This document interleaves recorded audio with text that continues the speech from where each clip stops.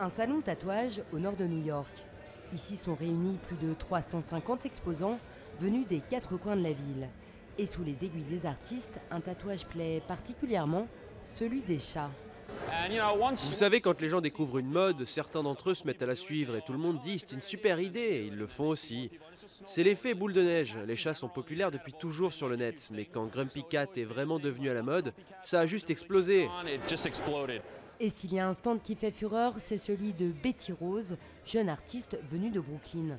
Son truc à elle, le catou, comprenez le tatouage de chat, une spécialité qui fait recette.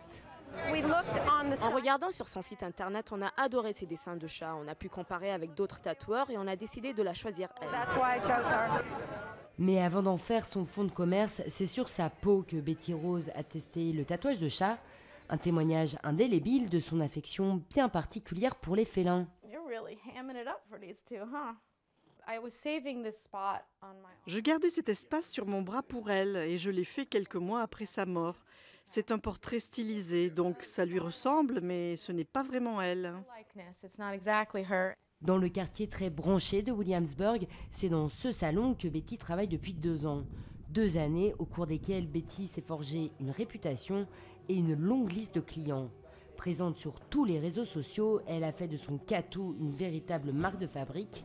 Et ça marche, car de tous les tatouages d'animaux de compagnie, c'est bien celui du chat qui s'est imposé comme un véritable business.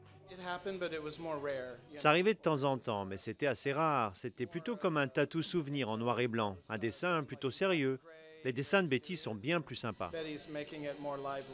Plus qu'une mode, le catou est un phénomène qui ne semble pas près de s'effacer.